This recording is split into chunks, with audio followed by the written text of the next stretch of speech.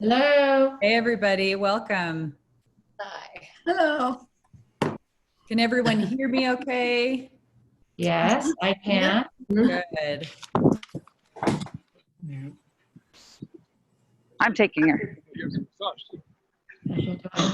on Tuesday. So first thing we'll do is I'll have everybody mute your microphone. So down on the left, does everyone know where to find that? Down on the left of your screen, and if you can't see your toolbar, you can move your cursor around and you'll be able to see your mute on the left. And if you just click right on that mute button, whenever you have more than about 4 or 5 people in a meeting, this is always just the best way to go, is to start off by mute. And what that doesn't mean is that I want everyone to stay silent the whole time. Whenever you want to unmute yourself, then you can do it 2 ways. You can click on your mute button again, or you can press and hold down your space bar. And if you hold down your space bar, it will unmute you just for whatever amount of time that you have a question or you want to talk. And then as soon as you release that space bar, it'll go right back to mute. You can also do it over your picture too. If your cursor goes over your picture, it's in the right-hand corner. Thank you, Melissa. Yeah, perfect. I'll repeat that in just a second when we get everybody here. We have so much to talk about for this hour of Zoom, and I'm gonna try not to race us through it. There's so much to learn. Which we're already. Hey, welcome everybody. I think I'll go ahead and get started. It's right at 11:30 and I'm never on time, so we'll just take advantage of this opportunity for me to actually be on time. And what we'll do is that a few more people are entering the meeting, including my friend Adriana Pinto. What the heck? Hello, Miss Adriana. Hello, so good to see you again. So excited to see you. So fun. Yeah, happy to get the invite. You're always invited, Adriana. Well, to start off, some of you who just joined, what we did is we explained how to mute your microphone. Whenever you have more than about 4 or 5 people in a meeting, you'll find that it starts to become really difficult to not have mute on when you're not speaking. It picks up a lot of background noise, a lot of ambient background stuff that it's just not helpful. So if everyone will just mute, and there's 3 different ways, as Melissa just reminded us, to mute yourself. You can click, if you can't see your toolbar on the bottom of your Zoom meeting, if you just move your cursor, then you'll be able to see the bottom, you'll be able to see your toolbar underneath everyone's picture. And then if you'll click, your mute is right there on the left-hand corner. So if you click right over if you click on that button, it will mute you. And then you can also click on your picture. If you hover over your picture with your cursor, there's 3 dots in the upper corner that, well, it says mute right away, right next to your 3 dots. And then next to your 3 dots, I'll teach you something right away. If you click on those 3 dots, it gives you some choices. So if everyone will click on your 3 dots next to your mute, you'll see that it also has a mute my audio, stop your video, pin your video, spotlight video, rename, and hide self view. So some of those, it might not say all of those for you since you're not the host, but I will show you some of these cool options in just a little bit for our advanced settings. Yay. Hi, Kay. Do you have a question?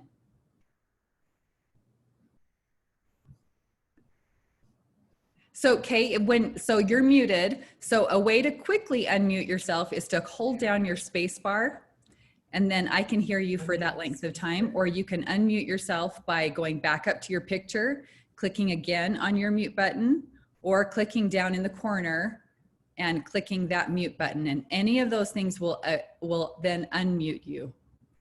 So Kay, you're still muted.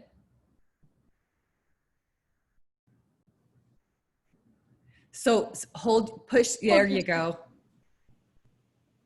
I'm going to help you, Kay. As the host, I have more controls up here, so I should be able to unmute you.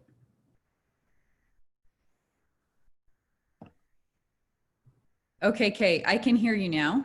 All right. I was just checking those 3 dots to see what it said. So didn't have a question. Sorry. Oh, you're totally fine.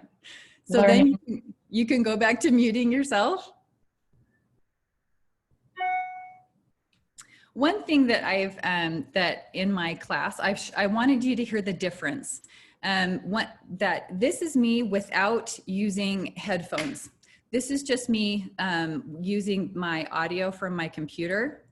And it's recommended to use headphones to take out any extra noise when you're being the host. So I'm going to plug in my headphones so that you can hear the difference, and it might not be very much. I don't have a lot of ambient noise in my house, but I do have some. So my dishwasher's going, I'm by myself, but sometimes we have other people at our houses. So if I plug in my headphones, you'll be able to hear if there's any difference. So here's me with my headphones on now. What I notice with my headphones is that I stop talking loud. We all have teacher voices. Did you notice, Cindy? I see Cindy nodding her head. Did I start getting just a little bit quieter? It happens every single time. So as soon as I plug in my headphones, it reminds me, you don't have to yell. It feels like you do because there's that distance between me and my computer, and I feel like I need to talk a little bit louder, but you actually don't. So if you have a microphone, which it's really amazing, this little teeny microphone can pick up my voice pretty well, but it reminds me that you can just have kind of a regular conversation with people when you're on Zoom. One other cool thing that I'm going to do right now is I'm going to make, I'm going to add a friend as a co-host. Julie Yowsey is now going to be my co-host. And what she's going to do is if you'll move your cursor around, you'll see your toolbar again. At the bottom of your screen, you'll see a chat that looks like a message icon. If you click on that chat, it opens up the possibility to have a question or ask something of someone in the room. If you'll look at your blue bar, the blue bar in your message says, who are you sending it to? And you can send a message to everyone. If you click on that little blue bar, you can send it to everyone. At the top, it says everyone in the meeting is going to get this message. What I'm going to ask you to do is that for our meeting, if you will send a private chat, you can click on the person, or it says send chat to. And if you start typing in Julie's name, you'll see Julie Yowsey pop up. And if you'll send just private questions to Julie, then she's going to monitor our chat for us today. And every now and then we'll stop and ask for questions, but what she can do is help me find out what questions are recurring questions. So I don't want you to be shy. I want you to ask any question that you have. I'm here to help. But Julie can either answer really simple questions for you, or if it's something that she feels like we need to address as a whole, then we'll do that in just periodic breaks during the meeting. You'll find that if you have a large meeting, it can be very distracting to focus on your chat. You're going to see little chats pop up. In fact, I'll send everyone a message now, and you'll see that they start to pop up, and you'll see your chat. Your chat will have a number on it. And that tells you that I am talking to you in chat. And when many of those chats start to pop up, it becomes pretty distracting. And when you as a host spend your time focused on the chat and going back and forth to your chat, it can be pretty distracting. So what you can do is that you can either tell your students, I will be checking chat at the end, or you're going to assign someone to be the monitor of your chats. You can also tell your students that your chats can be recorded. So when the thing that can't be recorded, and I'm going to show you in a second how you can disable this, is one-on-one chats. if I wanted to chat with my friend Adriana and ask her if she got her favorite coffee this morning, then I could send her a little one-on-one message, and that would it would be recorded by me, since I'm the one who sent that back and forth private message to Adriana. But if Dr. Brown were going to record the chats in this meeting, it would not record those one-on-ones. So you can see how this might be a potential problem in your classroom, or it could be a potential fine thing. It depends on your students and what students you're working with. But you could be fine with that. They can have these little conversations. They can ask each other what they need to know. But if that's not something that you want, is sending notes to each other through in the middle of your meeting, that's something we're going to talk about how to disable. So I think we're ready to start with our first poll. So a poll is a really cool feature that you can set up as a host. And I'm going to show you this. I'm going to show you how to set up a poll in our advanced section. But so that I understand where you are and what you need, then I'm going to launch a poll right now. And I'm going to ask you, this poll is going to ask you about your Zoom knowledge. So I don't waste your time telling you things you don't need to know. Then if you'll tell me what you think and answer this question that's on your screen right now. It's all anonymous. I won't know who answered. This will just tell me what to focus on today.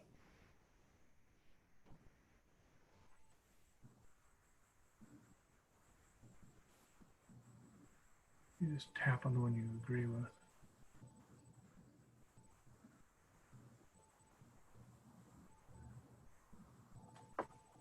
So does it make sense how you answer that question? Read through the questions, and then once you feel like this is the one that describes me the most, you just click on that question, on that one, and it will answer that, and it will answer it for you. If you tap on another, it will change your answer. Oh, really? It changes percentages that you're seeing.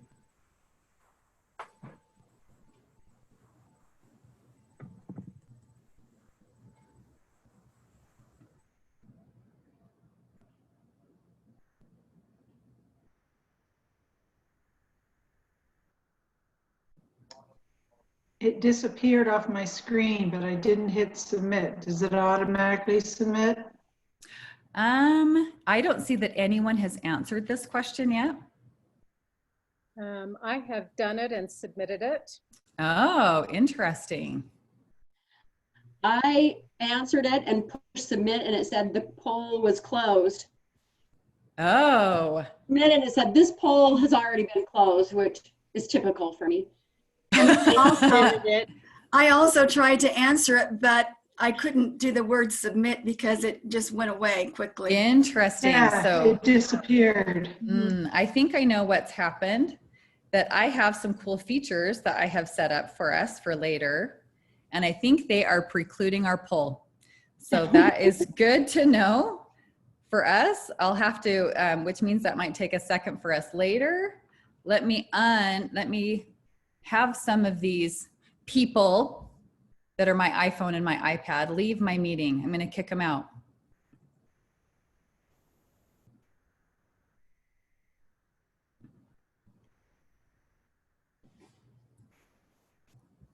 Okay, they are gone. So let's try our polling again. I'm going to end the poll and we will relaunch the poll. Let's see if we can try that again.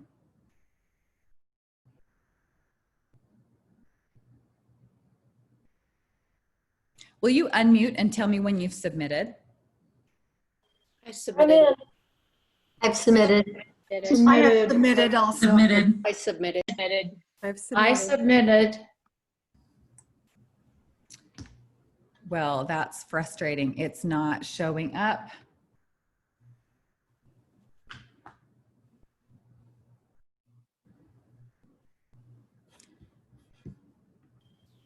Kirsten never panics. Well, I just figured this is all learning experience for all of us, right? Yes. So Zoom knowledge, we won't. Let me find out from our Zoom knowledge. Let me show by a raise of hands. How many people feel Kermit the Frog green? They'd like us to go from very beginning. Okay. So nothing to be embarrassed of. This will just help me kind of know where to do my focus. How many feel like you've done some Zoom things, but you still would like us to go through the basics to make sure that you understand and feel good about what you're doing? Okay, sounds good. How many feel like you're kind of in the middle, you feel pretty good, but now you'd like to move on. We'd like to learn some higher level things. Okay, sounds good. How many are here, I've done this before, that you're just hoping to learn a tidbit or two? Because I've done that and it's like, is there something else that I can learn? Because I can guarantee you there is. Okay, nice. Okay, that's good. That helps me kind of know where to start, where to begin. So I apologize for that poll not working because it's a really cool feature. I want to be able to show you. And what's happened is we're going to talk about this later. We're going to talk about signing in from your phone using a gooseneck so that it can show you it can be a dock camera. And we're going to talk about that a little bit later. But I think when I signed on to my meeting, then it disabled my polling, which is disappointing. So what we'll talk about, I have one more poll. Let me try this one poll and see if this one will work. We'll cross our fingers because you can set up more than one poll throughout your meeting. I'd like to know, please, what age group of students you're working with, that you're planning on using Zoom with. We have grades K through 2, 3, 5, 6, 9, 10, 12, or college age or older. Let's see if you're allowed to submit. Can we choose more than one, or is it just one? Yes, on this one, that's a good question. Thank you. On this one, there is an option for multiple choices. I set up the other ones as only one choice was possible, but you can set it up that way and I'll show you how. Yep, it's not letting, I'm sure you've submitted, yes? Hey, Kirsten, on my end, I can see who submitted what. I mean, not who, the numbers. Ah, you can see your numbers. That's yes. So, well, as the co-host, I must be able to do that. Well, yes, but so should the host. Right. It is working on my end. Oh, good. Can you tell me our percentages then? I can. Okay, we've got K through second, 55%. Okay. Grades 3 through 5, 62%. Grades 6 through 9, 38%. 10 through 12, 21%. And college age, 21%. Okay, that's great. That's great information for me. Thank you. Because with that, I wanted to talk to you about some Zoom etiquette. And for some of these things, it's not going to be appropriate for your K2s. But some of the things that I think are really important when you're having a big meeting like this, or a smaller meeting with students or whomever you're working with. The first thing you should talk about is your video expectations. Is it important that everyone have their videos on? As we've had kids in spring who've been home, we've been working with them at home, it wasn't clear from teacher. And so we had to have this little battle at home. I think you need to have your video on, but that wasn't clear. That wasn't clear from teacher. So I think we perhaps assume, well, everyone knows that we want their video on, or it doesn't matter if video is on. So make sure you set that expectation. What do you want? For me, I'm fine with video off. It's totally fine. But it's good to set that expectation. 2, you can tell your students that you can track the analytics. You can come back and you can find out statistics about the meeting. I'm not going to worry too much about that right now, but we can talk about like chatting, that kind of stuff. You can talk about chat expectations. What are you expecting from your students? Are they allowed to chat or are they not allowed to chat? It's good to have an overview of your class. Tell your students what you're planning on doing. We're going to have a 10-minute main meeting. We're going to have breakout rooms for about 10 more minutes. Then we're going to come back into the main room so that everyone understands what's happening. Eating and drinking. Are those things okay when you're on a screen call? As you know, and I'm sure you've seen with all of your students from the spring, that there was lots of eating, snacking, drinking, whatever's happening. And you can kind of set those expectations. If it's okay with you, if they have a snack, great. But then make those expectations clear. Distractions, it's good to know. We've had one of our staff members doing an assessment, and we had Kitty Cat who was jumping all over the screen and kind of having a good partnership with their student, but clearly that's not going to help. Well, there you go, Miss Pinto. So we can talk about what distractions are a problem. I didn't even know that Kitty Cat was there, so I think you're fine, Miss Pinto, if you want your Kitty Cat back. And then you can talk about your backgrounds. One thing I want to talk to you before we go into sharing my screen and walking through all of our settings and the cool things that we can do. That one other expectation that we should talk about is whether or not you can have a virtual background. Kirsten, that's why I did one, so you can talk Beautiful. about the difference. I started without one so that I could show you the difference. Thank you, Julie. That's perfect. If you move your cursor and you can see your tools on the bottom. Does everyone see your video tool, your video icon? Next to your video icon is a little caret. If you see your little caret, then it gives you an option. It's telling you with a check mark what camera you have listed, what camera is being used so that I can see you. Then underneath that, it says choose virtual background. Yes, Miss Pinto, that's always my choice. So as you choose your virtual background, you can change your virtual background to anything you want. There's a little plus button next to that. If you download any background, you can see Holly has a background that's she's in the park. So you can talk about those different things, whether or not you're okay with a virtual background. And then of course you're going to get into things of being appropriate there, and Lisa's is a little frightening. So what you do notice, what you should notice though about your background is that there's going to be a problem. Can you see how whenever I'm going to share something, it starts to become a little funky. So as you move around, sometimes it's clear, sometimes it's not. So you're going to want to be careful with your virtual background, and it is an expectation to make sure that you set up with your students. Any questions about some of those things that we've talked about so far? Julie, do I need to address anything yet? Okay, sounds great. So again, if you move your cursor and see your toolbar at the bottom, that's generally the thing that we find when we're having a meeting with students. We find that we'll say, do you see this on your screen? And generally the answer is no, because the toolbar disappears.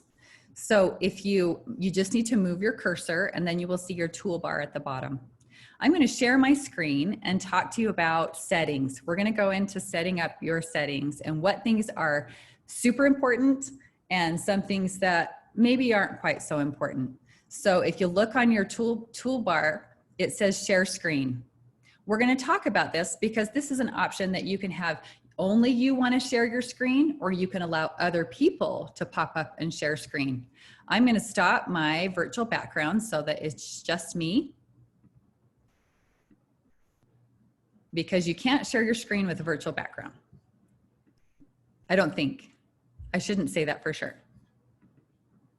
So, I'm going to show you this a little bit later, but when you're sharing your screen, when you click on that, then it shows you all sorts of screens. If you're like me, I have a million screens open on I have a million tabs open on my computer. So I'm going to show you that in just a little bit when we get into more advanced, but I don't want to get into too complicated right away. When I go into this is actually my profile on my Zoom account. Everyone has one of these. They have a profile on your Zoom account. What I go over here on the left, so make everyone following me over here on the left, you can see my cursor. When you come down here to settings, this is really important, and I recommend that you spend a good chunk of time going through your settings. This settings is what's going to help you set up all the different particulars that you want to have in your particular, these are going to be the defaults that are going to come up on your Zoom account. So all of you, when you joined my meeting, you were all asked to go to a waiting room.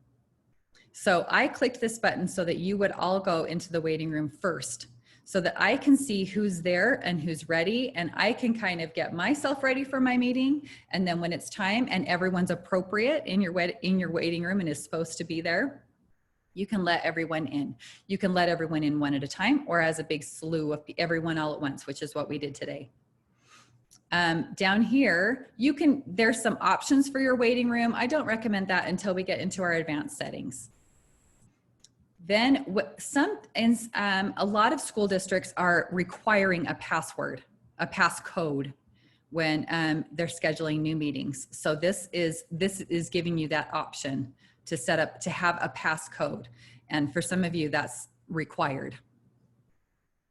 You can schedule a meeting, but you can also have an instant meeting. I want to start one right now, and I'll show you how to do that. Do you want a passcode for that? I do not. I wouldn't worry about these down here. I wouldn't worry about this right here. The rest of this, you can kind of come back on and take a look at when you have a moment. I highly recommend, this is a section that you really should kind of take some time on, reading through. What does this option provide? When you're scheduling your meeting, do you want to start your meeting with your host video on, or do you want it off? How about everyone else? Do you want their videos to be off or on? So a lot of this is kind of, you can just read through and see what's helpful. Do you want people to join before you join? Do you want to have your own personal meeting ID? So I'm not going to go through all of these. Not all of these are vital. This one right here, if you see, this is what I was talking about from your chats. Do you want, there are all these different, there are 1, 2, 3 questions about chats. Do you want to prevent your students? This is probably the most important one. Do you want to prevent your students from sending a one-on-one message to each other? Then this is the one that you would click if you don't want that. Or if you do want that, if that's allowed. If you don't want that allowed, you can click that off. I wouldn't worry about the rest of this down here. A co-host. This was very helpful for me, as you see, with having Julie be my co-host, because I want help. So a co-host has almost all the same capabilities as the host. So if you want a helper who can help you, you can help with lots of different things. We'll talk about this in our advanced settings. This is where you get to, do you want to be able to add a poll? I think this polling option is only allowed when you don't have the basic account. When you have, I'll show up the plans and pricing right here. If you have a pro account or more, or licensed, pro or licensed, then you have the polling option. I'm not sure you have that on your basic option. And then down here, this is really important as well. Who can share? Who's allowed to share their screen? Just you or everybody? Who can go in? Is there anybody who can stop someone else from sharing? Are you allowing that or no? These are great advanced features. I wouldn't worry about those for right now. Breakout room. This is something we're going to be talking about later in our advanced section. I think it's super helpful. We've used it a ton all summer and it was really helpful. This is your virtual backgrounds. Are you allowing use of your virtual backgrounds or no? Do you see how everything that we're talking about, the settings, really, this just takes a good half an hour to an hour to read through and see all these different features that you want, because there's a ton, as you see all of my gray buttons that I have not chosen. This is telling you when meetings are canceled, when this gives you some just information. And that, I wanted to show you the length. It goes all the way down to here. So that's a lot of settings to go through. What I don't want you to worry about is to getting so overwhelmed with all of that. If you're not sure what this particular setting does, just skip it. The ones that you need are very clear. You can see which ones we talked about. We talked about chatting. We talked about setting up a poll, which we'll talk about later, and breakout rooms. We talked about virtual backgrounds. So some of those things will be helpful and some just aren't. Now let's talk about, are there any questions so far about all of these settings? I know it's really overwhelming. Try to just let that part just wash. Are we good so far? Julie, we good? Okay. So far, no questions. Okay, very good. Now we're going to talk about scheduling a meeting. So once you're in your profile, then it has these options at the top. Do you want to schedule a meeting? Do you want to join a meeting? Do you want to host a meeting? So if I want to schedule a meeting and set one up, this is the screen that pops up for me. You're going to call, this is the default. It comes up with my meeting. So obviously we want to change that. What is this for? This is for my grade 3 daily get together. If you want a description, fine. If you don't, fine. I very rarely put in a meeting description, but if that's helpful for you, if you're going to have several meetings set up, it's good to tell you, what is this one for particularly? Is there something very specific? Then this is important right here. When do you want to set this up? The 12th at 4 p.m. And let's say, well, I guess that's not good because most of our kids are home. So we can set it for 10 o'clock in the morning. Then how long is your meeting going to be? Now, with your basic account on Zoom, when it's a one-on-one meeting or one-on-two, nope, one-on-one. If it's only a one-on-one meeting, then you only have 40 minutes. And then Zoom will tell you that your time is up. If you have if you have 3 people or more, then you need to have a pro account, which costs $14.99 a month. And you can cancel the subscription at any time. But when you do that, even if you set this for 1 hour, it won't cut you off after the hour. You can have it go as long as you'd like it to go. What time zone would you like? That's important so that we set it up correctly. This is an advanced feature right here. Do you want this to be a recurring meeting? So if you're not at advanced quite yet, I don't want to start this too, well, maybe we'll talk about this a little bit later. Today we did this.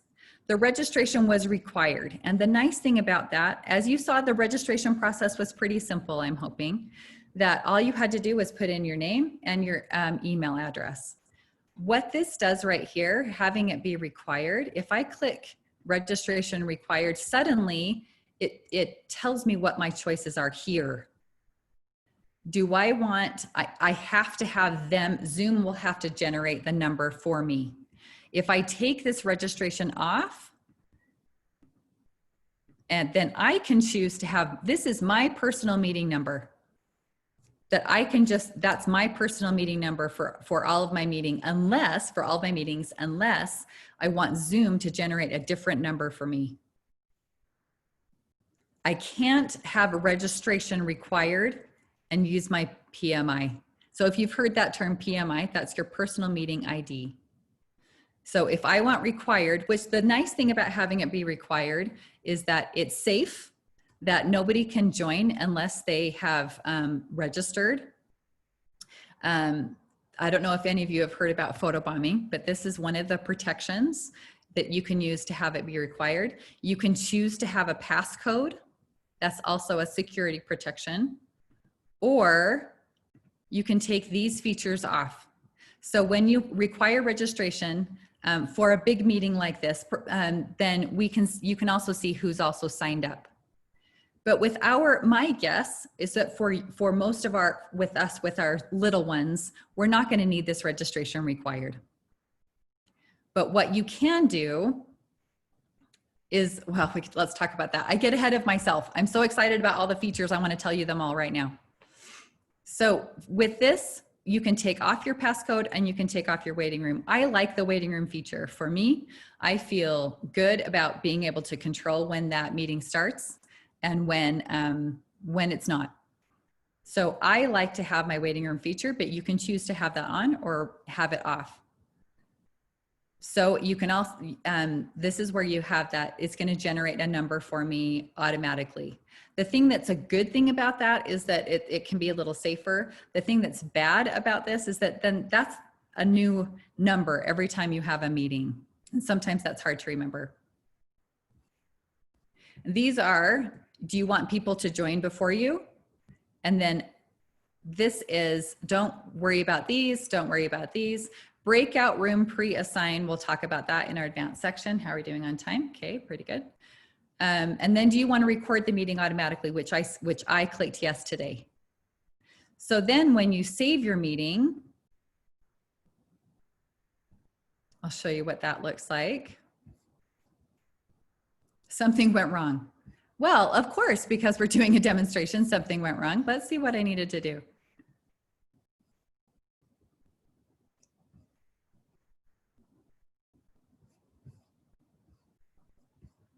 Oh, I know why, because I set this up yesterday to be helpful for us and I hadn't signed in yet. So I am signed in right now. So this is 3rd grade. It's going to be super fast now. Let's say it's 8:12 because we're pros now. We're going to have it at 10 o'clock in the morning. It's going to be an hour or so. We don't need registration required. We're just going to use our personal meeting ID, and that's just our personal meeting ID all the time. So if I want to just do this because it's hard for me to remember all the numbers and I want everyone to be able to know this is just my number. If you want to get a hold of me, this is my number. So as a teacher, if you're comfortable with that, you can do this. I have one option I can show you in another one that might make you feel a little better. My waiting room's on. My video is presenting. I'm ready. I'm enabling everyone. Now my meeting is set. And when I go to my meetings, over here on the left, did everyone see where I went? I didn't mean to go quickly. When I go to my meetings, what meetings do I have scheduled?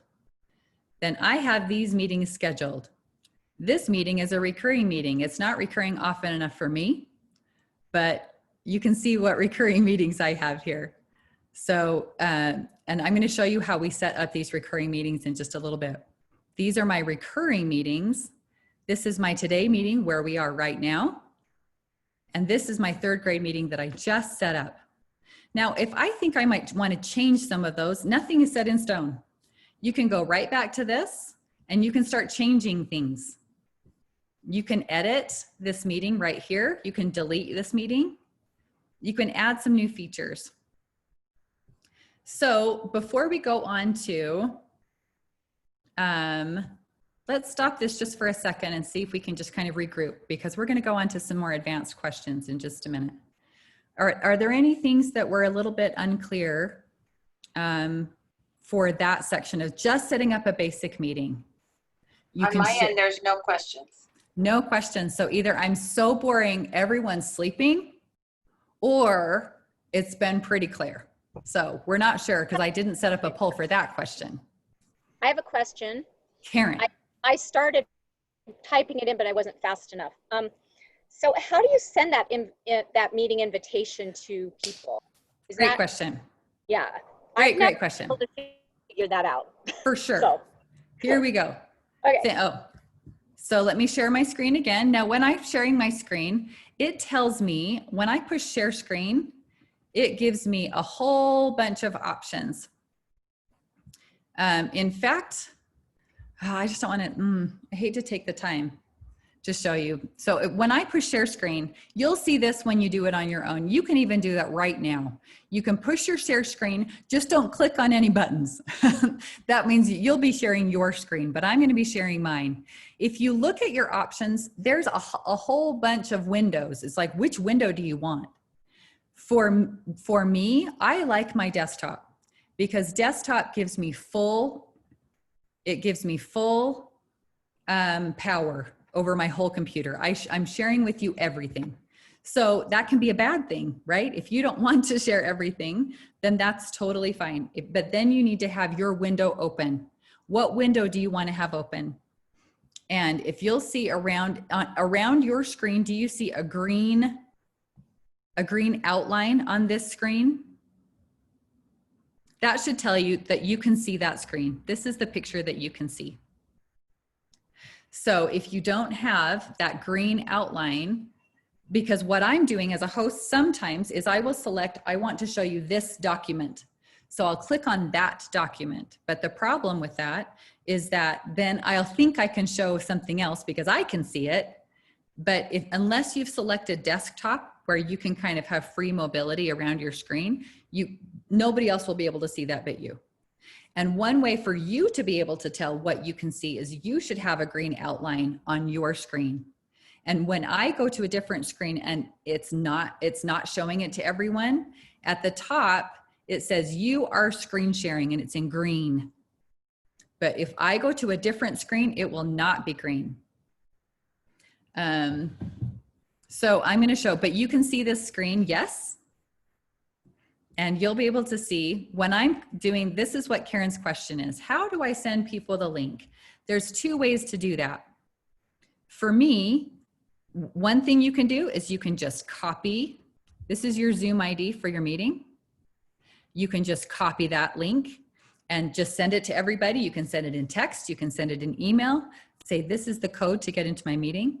If you want it to look a little bit more formal, then you click right here to say copy invitation. This is the invitation. This is the big wonkin one that you can send to people that is a little overwhelming. But then they can click on this, will turn into a link. They can click on this link and it should take them right in to the meeting. Does that make sense, Karen, how to do that? You copy the meeting invitation and then you can include that in any email. Just a copy paste. So you're just copying it, then you go to your email and just paste it. Correct. So once I press this copy meeting invitation, so now it's copied to my clipboard. So as soon as I go to my email, then I can just paste it and this whole link will come up. Like I said, sometimes this is a little overwhelming with all this information, because my guess is that you don't have people signing in from Houston, San Jose, Tacoma, Chicago, and New York, or Germantown. So sometimes the less information is better. So you can just give people, when they're more comfortable, this is your Zoom ID. And what will happen is that, sorry, Karen. If you pasted that, could you erase all that this stuff you don't need? Yeah. Mm-hmm. But then all you can, yes, that's true. Mm-hmm. You sure can. Okay. One thing the only way I've ever done it is just giving people my Zoom ID, but then I had somebody say to me, I need a link. I don't know how to get on unless I have a link. That's a good point. And I said, I don't really know how to do that. But now I do. Well, let me show you. I'm going to show you that right now. So if I don't do that, if I don't copy that, I can also copy this and paste. I'm copying this right here. When they sign into Zoom, I'm glad, because I wanted to show you what it would look like when they signed into Zoom. Then if they're just signing into Zoom and they don't have an account, that's okay. They can sign in right to their browser. And if you look up here, enter my web address, it says just zoom.us. So anybody can go here and sign zoom.us. And then if they want to join a meeting, when they click that, it looks like this. Once they paste that meeting number here, they can just join the meeting.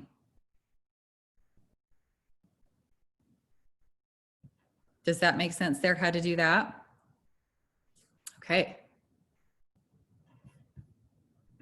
That was a great question, Karen. So can I just clarify that? So if they don't have a Zoom account, they don't have the little icon on their laptop and or on their computer, they can just go to the browser, put zoom.us and join the meeting. They really can. Mm-hmm. Right. They have other features if they sign on to a free account, but and like I said, there's if someone's joining, the features that we have available, all these other features are helpful as the host when you have a pro account, but the other people in the meeting do not have to have a pro account to access these as a participant. Does that make sense? Okay. We have about 15 more minutes. I wanted to show you a little bit about polling, how to set up a poll, and then how to do our breakout rooms. And in order to do this, I wanted to show you this, because this is a cool alternative to my .cam. I love my .cam. My IPvo this is about $100.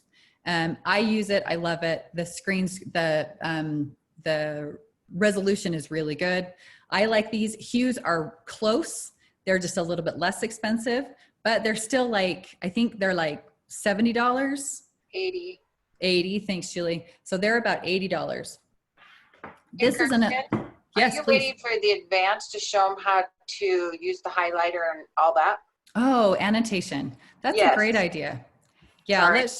no, that's super helpful. I wanted to show you this really quick. It'll take me just a second. I wanted to show you how to hook this up, and I'm going to show you how to do that annotation, because then you'll see what it is. So this gooseneck only cost me $18. And what I can do is I can now turn my phone into a doc cam. And I'm doing this on purpose to show you right now. It should be really quick. This one has this kind of a clamp that's going to clamp on my desk. I wanted to show you how quickly it sets up. So I sign into Zoom on my phone. Here's my Zoom app. So as I do my Zoom app, then I'm going to join this number.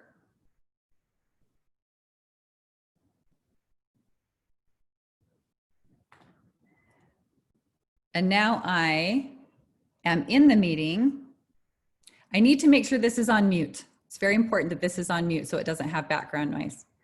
I'm going to go up here. I'm going to switch my camera. Where is it? Here. Because the back camera is much better than this camera. So I'm going to flip it to the back side. And the reason why I'm doing that is that now I want to be able to show you my apparently we don't want to call the police.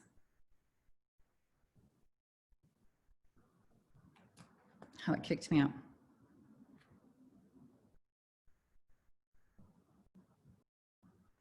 Sorry, everybody, for the quick nap.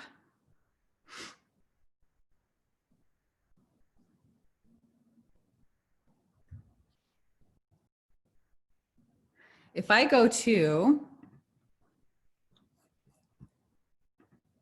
my iPod, or my phone, excuse me,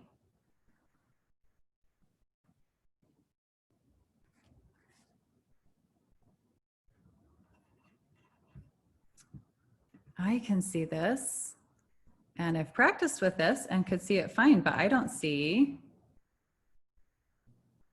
this as a participant.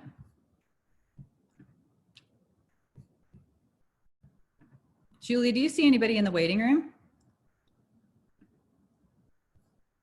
Nope, I've been checking that. Did you join the wrong meeting? Nope, it's the right one. I can see you, Matt. Oh, okay. For some reason. I don't see it. Yeah, I'm not sure why. I can see it on my end, but I'm not seeing it as part of our meeting. Well, I don't want to waste time. Kirsten, I can see it. You can see it? Yeah, go to screen 2. I can see it on screen two. Yeah, we keep seeing the paper show up. You can see it. Oh my goodness. I cannot see it in my meeting. That is really strange. Well, what I'll do is this, because I want to show you my screen, because as you get into, I want to show you some of these features, and it's mirrored.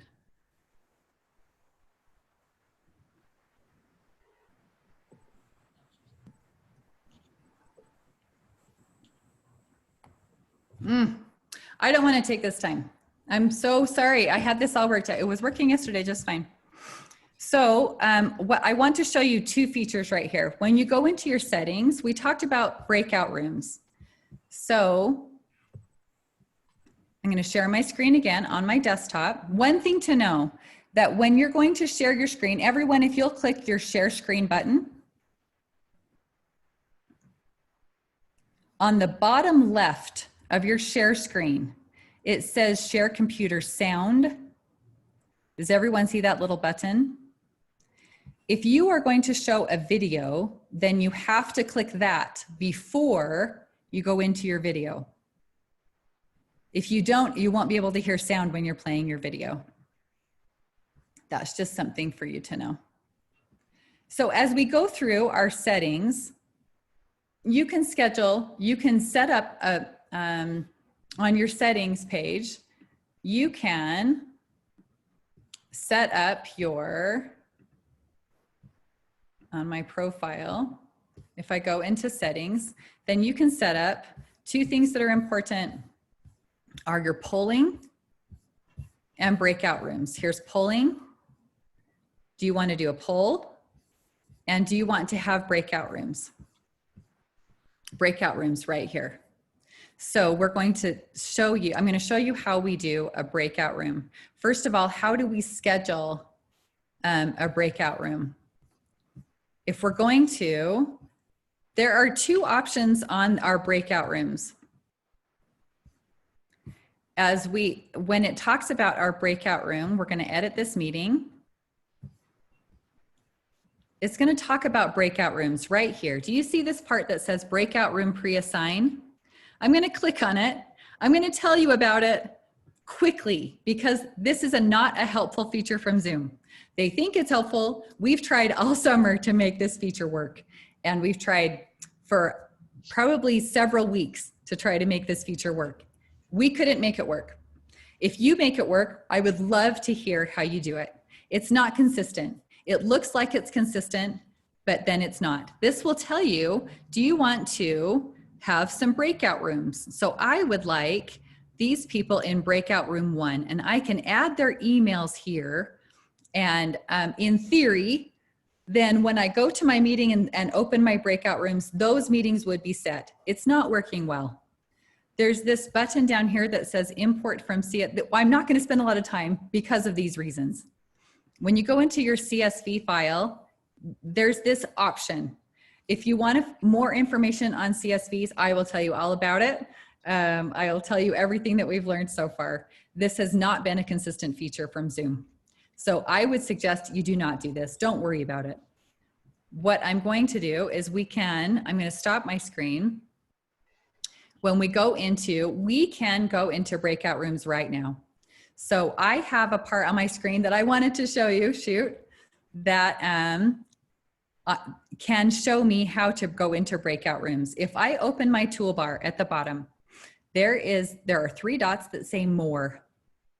And I'm going to click those 3 dots. If you were all co-hosts, you'd be able to see that too. I'm going to open breakout rooms, and it's going to tell me how many participants do I want in this breakout room. And it will automatically assign this. I have 31 participants. How many rooms do I want? Let's say I want 10 rooms. And it says, do you want to put everybody in those rooms, or do you want me automatically as Zoom to put everyone into these rooms? I'm going to ask Zoom to do that. I'm going to create those breakout rooms right now.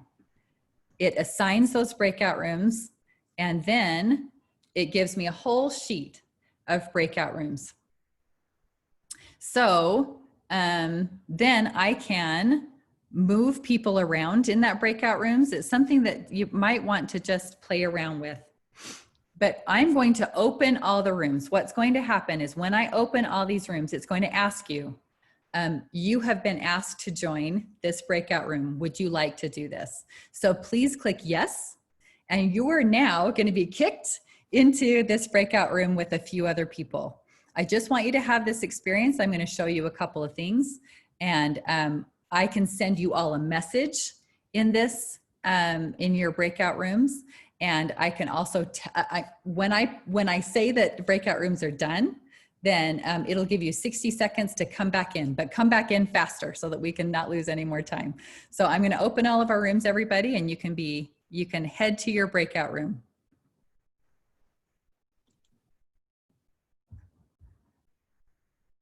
Don't you love it when the teacher tells you the answer? The answer is yes.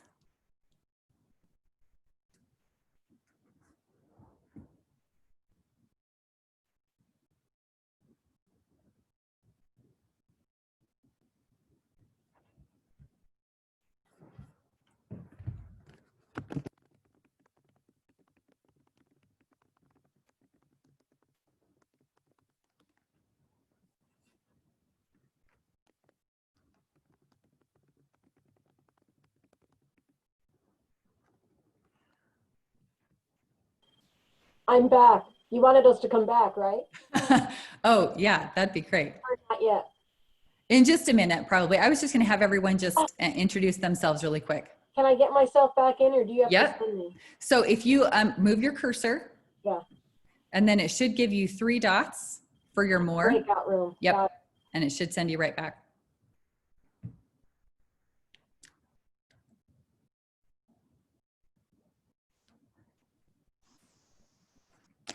Hey, Trina. Hey, Kirsten, was I not supposed to come back that quick? You're totally fine. I'm trying to see if I can get this to work really quick. Yeah, because we could see it. We could see your camera. That's so strange. See, now I can. Yeah. Now I can see it. I like your gooseneck, though. That's an awesome one. It is. Yeah. It's really stiff. So that's a good part. Mm-hmm.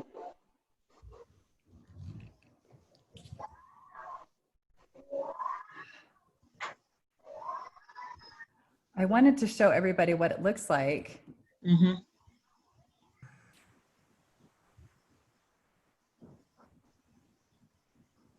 Yeah, I think you should still do that. That would be cool. Yeah. I'll try. It's so weird when things happen when you're not expecting it. And always when you want it to go right. Yeah, exactly. When you need it to go right the most.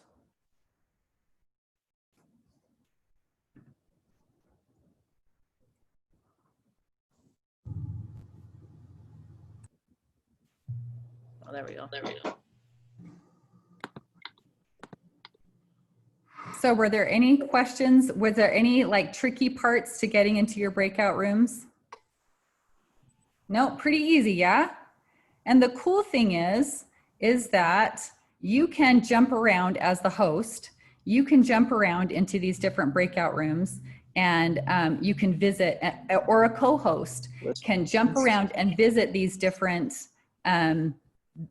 breakout rooms. So you could split up your students into these breakout rooms. They could be working. You can be jumping in, and it takes a second, as you've seen, it takes a second to go in.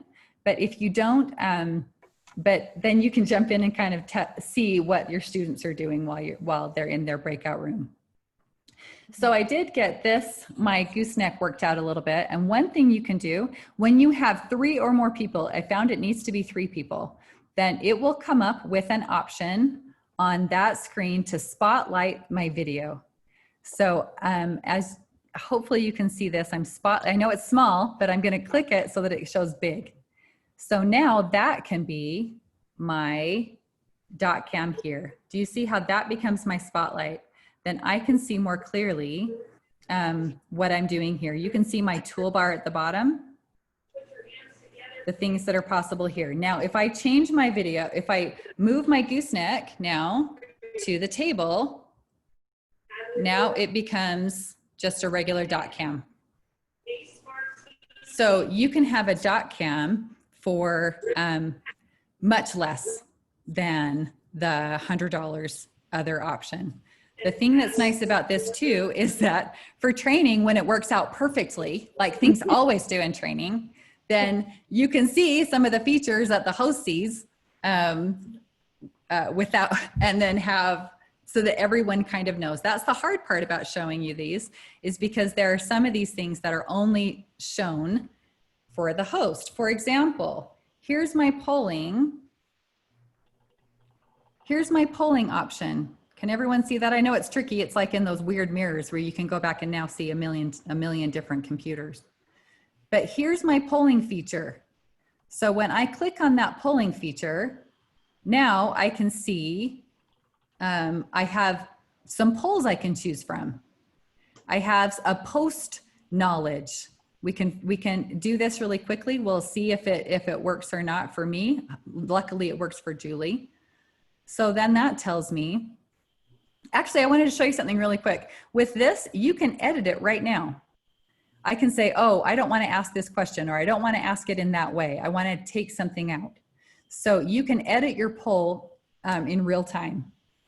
And then you can go ahead and relaunch that poll. It will clear the, do you see how this says, I can relaunch that poll. I can have everyone, do I still want to continue it? Yeah, I do. So this will tell me how you feel about your Zoom knowledge. Do you feel better about it? Not so good.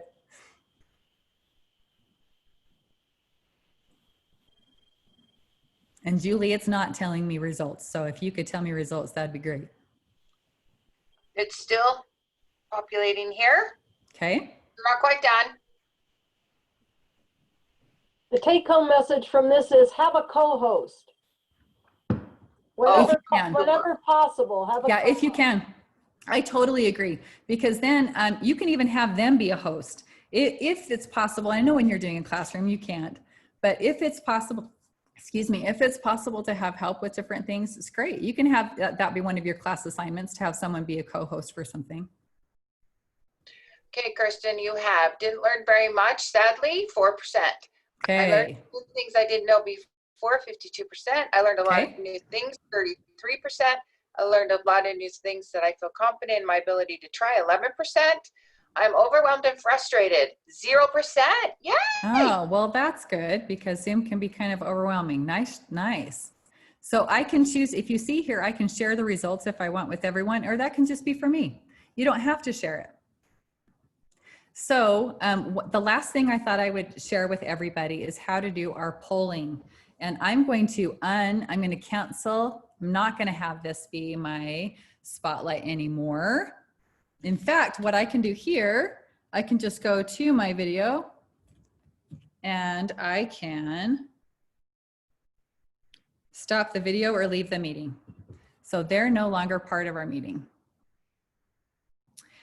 One last thing I'd like to show you is how to set up a poll. So if we share our screen again,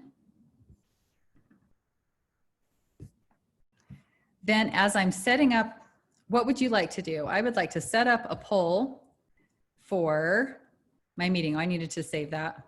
Oh, I don't want to do breakout rooms. There we go. No pre-assign. So you can still do a breakout room, but you don't, this means you don't have to pre-assign it. So when I save this meeting, we're already in progress. Let's go to one of my other meetings. For my 3rd grade meeting, I want to add a poll for this, for my 2nd grade. So I can say, what is your favorite color? Do you want it to be anonymous, or do you want to know who said it? It can be anonymous. Maybe we can just guess. So, so for our title, maybe we could just do color. That tells you as teacher, what is this? What is your favorite color? So do you want it to be a single choice or multiple choice? So black, you'll find out about me. This is in order. Black, white, gray, teal, pink. So those are your choices. Do you want to add a question to this poll? Do you want to add several, or is that enough? That's enough for me. So I'm just going to save that poll.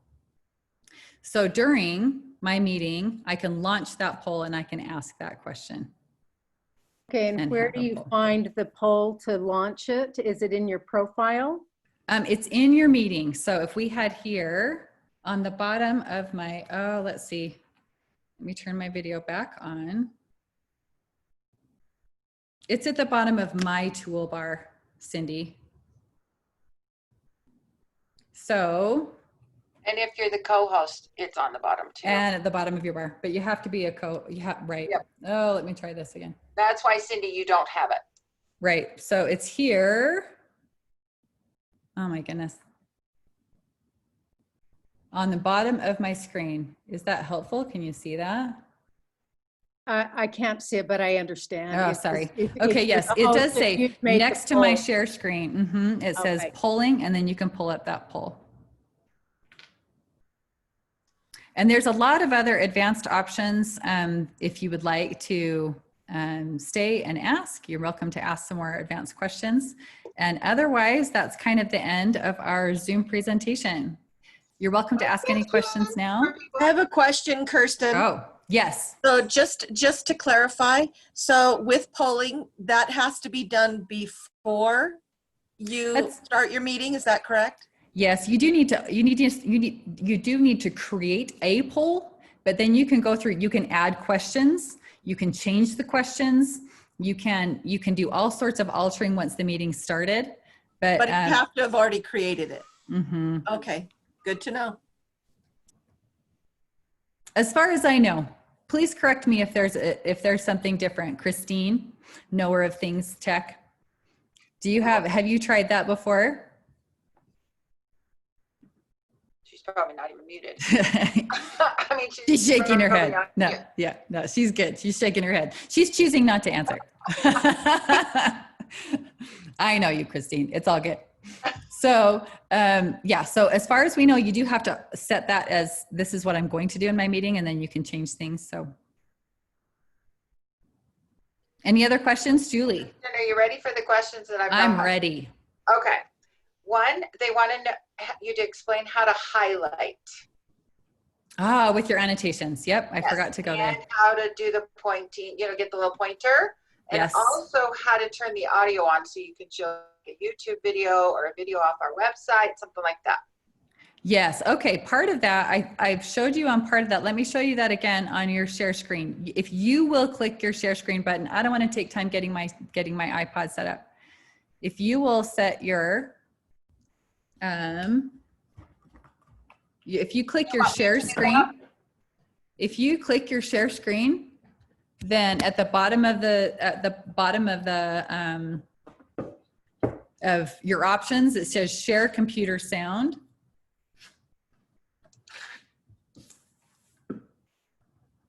So if you share your computer sound, once you open a video that you want to play.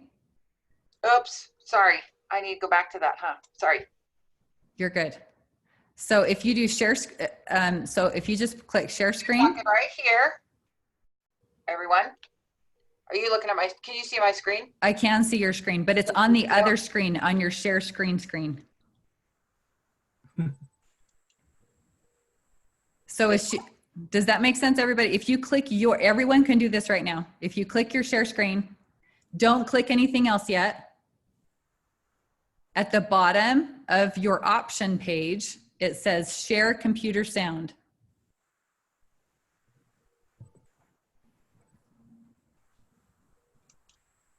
Yes, one of the problems is in showing Zoom things is that Zoom doesn't always show itself in a shared screen. Yep. Yes. Yes.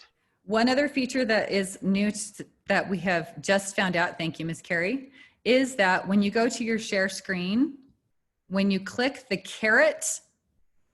if you just click your share screen, everyone click your share screen, the green button. You with me? At the top of the screen, it says basic. The very, very, very top of your screen, it says basic and advanced. If you click advanced, and then you click your content from your second camera, when you click that, then now when I share, I plugged in my dock cam. When I go into that, then somebody else is sharing. Yeah, Colleen. Yeah. There you go. So when I go onto my dock cam, I'm going to make that spotlighted. So you should be able to see me and my dock cam, even though it's not clear. So that's an option most of the time when you're sharing with a doc cam. So this might be news for people. Let me show you about this. This, I'll show you I'm gonna go back to just me. Here's as you know, my IPVO. And I'm gonna just plug this into my computer, and it already, since I set it up, when I click the caret next to my stop video, then it gives me an option. It says, do you want your camera, this camera from my laptop, or do you want your IPVO? And so I clicked on my IPVO, but you lose yourself. You suddenly don't get to see your camera, yourself with your camera. What is going on? My goodness. But if you click that second content from second camera, then now you can see my face and you can see my doc cam. So it's not disorienting for your students. Then on top of here, let me see if I can make my doc cam show you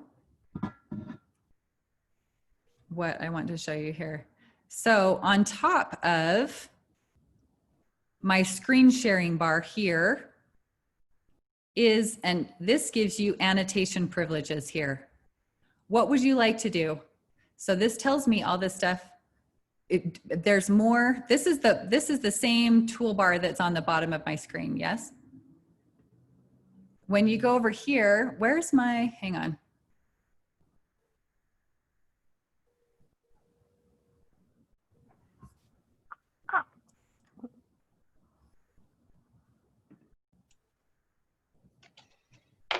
It's not showing me my annotations. Julie, can you jump on and show me those annotations? It's not popping up for me. Well, that's really weird. For real. Okay. These things haven't happened to me You want before. me to share my screen, right? Yeah, please. Did that help? Because up here, can you see that where it says annotation? And then I can. We can't see it. We can't see your choices. We can't see what you have. Oh, you need to be able to see, right? What I can do. Well, that's what I was trying to do with my doc cam, but for some reason it wasn't showing me. I can choose all these things. I just can't show you what I'm choosing. Uh-huh. Julie, do you have a doc cam connected to your computer? Well, yeah, but I haven't even done that yet. I mean, I haven't. Yes, I do. Yes, I do. You could use that to show us what's on your screen. Do you have a gooseneck one? No, I have a hue. Oh, well, a hue will work too. A hue will work too. Yeah. Okay. Yeah, also, just pick it up I and think show. if everybody right now just goes up to the top of their own screen when somebody's sharing, so that's true. Everyone has that. Everyone has that right. That's right. And there's view options. Annotate is one of the options.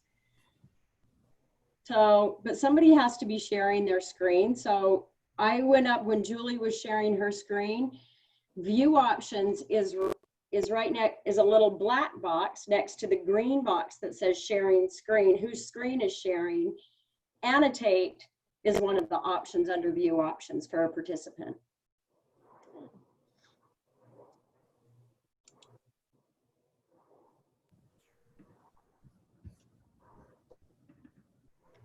For example, if we have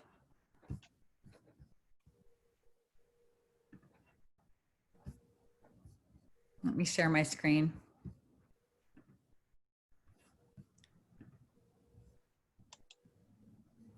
This one right here. So this time I just shared one screen. When you go, now I can see the annotate.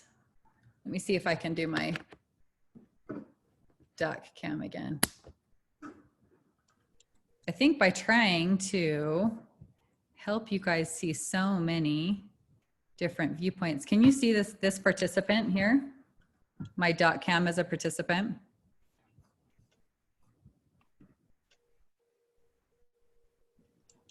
So above here, when I go, it gives me my annotation. So there's my annotation. So I can annotate. What do I want to do? I want to click on this annotate button. What would I like to do? Do you want to use your mouse? We like the spotlight. Yeah, there you go, Adriana. So I have it on so that everyone can annotate. So everyone can show me something on this. You can play around with it. Yep. And here's spotlight. I'll show you my spotlight. So here's my spotlight. It can follow along with the student. So I can go through and follow where the student is. This is one of the features that we really like. So if you don't want your students playing around with this, obviously you would not, you would take this off of settings. Don't let everyone annotate. But if you want to teach them about this and have them go to town, they can.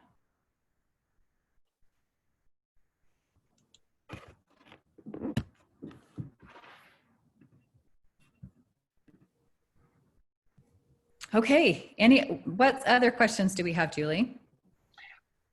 You have a question about copyright laws? Oh, that's a Julie question.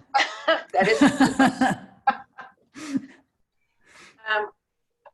We own books. You guys need to, like, if you have your basils and stuff, go ahead and have access to those. You can share those.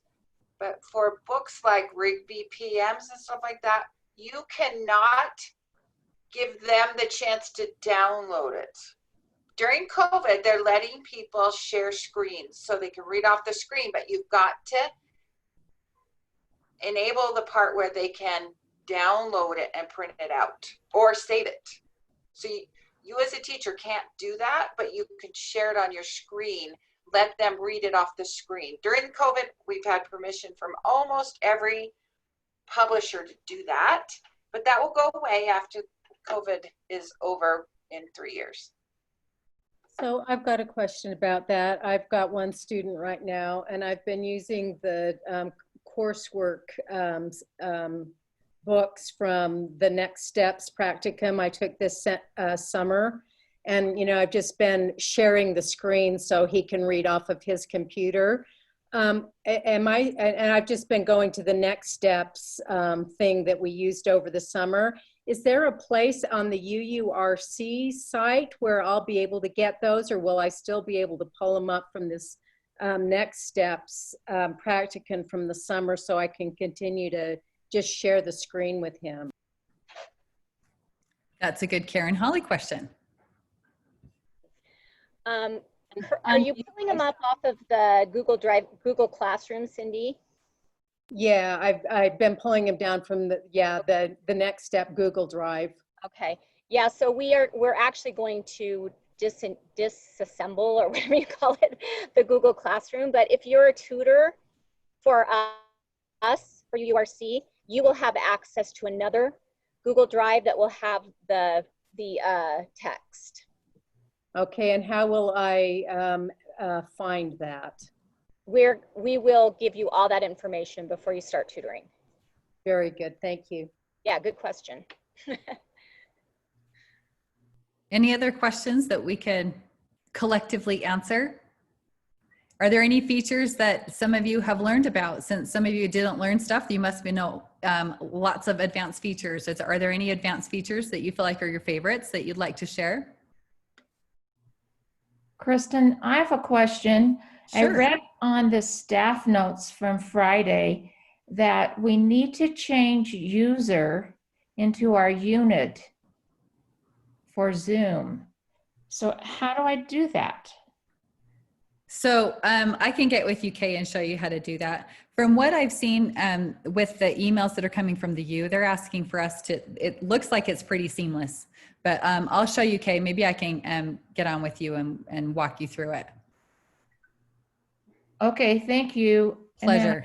I also had a question about getting together with you at a later date and having you help me set up a U email.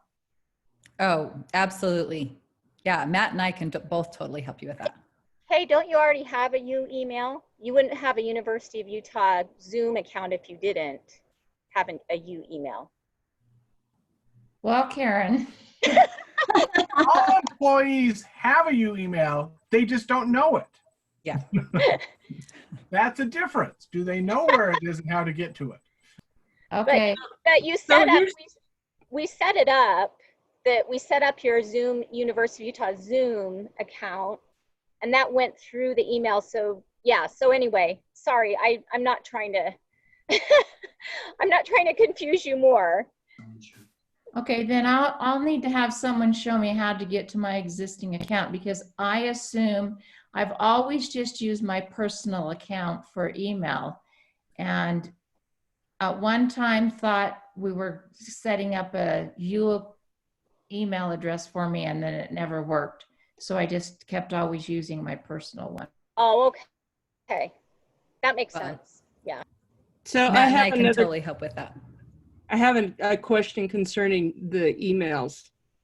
Sure. So mine is set up so it has my UID. It does not have my name, so I haven't used it because it's you know, here's an email for me, but you don't know who I am because it just has my UID. Is there any way of changing that? Yes. There's a way to change. It depends on what you're doing, Colleen. It depends on how you can have it go to another, it sounds like you're using your unit at utah.edu. Yeah, you can have it forwarded somewhere else. Colleen, I can help you with that later. Okay. Thanks, And Julie. that was just talking to me that can help me. That was Julie Yowsey. Okay, thank you, Julie. Yeah, Colleen, I'll help you. And you need an alias too. I What's know that, that Matt? was Matt, so that's good. Kirsten, is there any security issues using that unit number? What in do you, in an email address? not that I know of. The official answer is no.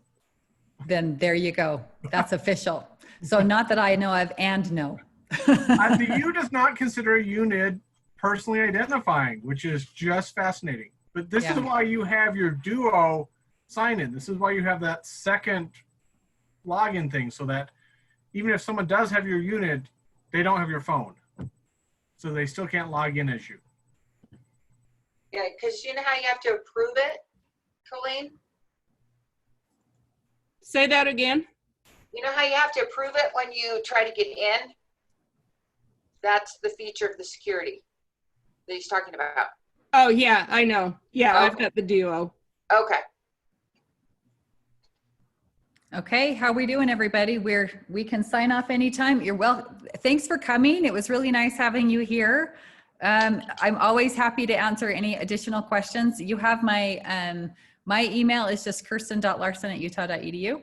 So you're always welcome to ask any other questions, and I'm happy to get back to you the best I can with Zoom. Zoom has, if you open up your Zoom account, Zoom has tons. I've done so much reading over this last summer, and they have webinars, and they have, if you want to know about anything in particular, then they have Zoom meetings for just about anything. So if you're trying to find out something specific, then if you just take the time, which I know none of us have, but there's still so much more to learn.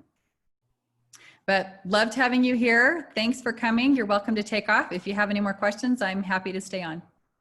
Kirsten, I have a question for you. Sure. It's embarrassing. I'm much more, I'm looking at who the participants are here, and you guys are you women are all the staff people, and I'm the lowly little part-time tutor, and so I'm at a much more basic level than you are. Nobody is happy to have you, Cindy. So my question is, when when I'm tutoring my student and I've got my Hue camera on my screen, my Hue camera is large, so I can see what Atticus is seeing. but his little picture frame is really small. And I know there's a way to kind of have, you know, side-by-side screens so I can see his face rather large and my Hue camera rather large, but I don't know how to change that little picture frame. There's a side-by-side option if you go into. Okay, so where do I go? That's in your settings, in your side-by-side. What I can do, Cindy, is I can find that side-by-side and then show you where that is. That's great. It's under shared. You have to have thank you. shared, and then when you do shared, you do the option, and then you can click on side-by-side. Okay, Perfect. so when you say under shared, do Under you the mean- share screen, when you do Okay, so share screen. So I'm in share screen, and then if I hit share. No, the shared screen, go to shared screen, and up at the top, you should see options. So this is Once you have shared. I have. Once you have shared your screen. Okay, so can I share my screen right now? Sure. Okay. And your view options. Click on view options up at the top. So the caret up at the top of your screen that says view options. It's a little bar. It's a bar up above all the pictures. So Cindy, move your cursor. If it's Over not here? showing up, move your cursor. If you move your cursor at the very, very top of your screen, then it should say that you're sharing your screen, and right next to that says view options with a caret going down.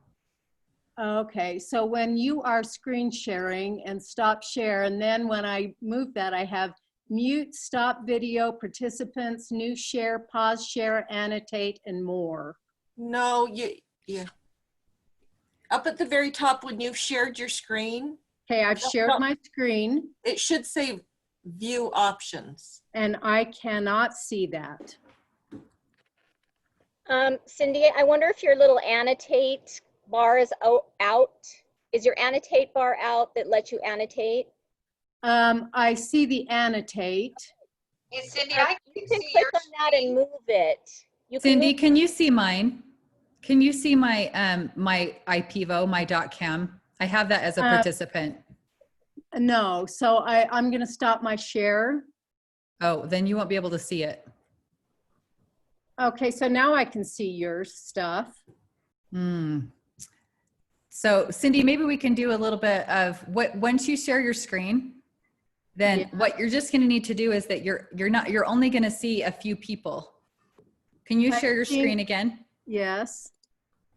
Okay, so you're only going to see a few people. I see one, two, I see Michelle, I see Karen, I see several other people that I don't know. So do a caret, click on the caret until you can see my .cam that's showing you your screen.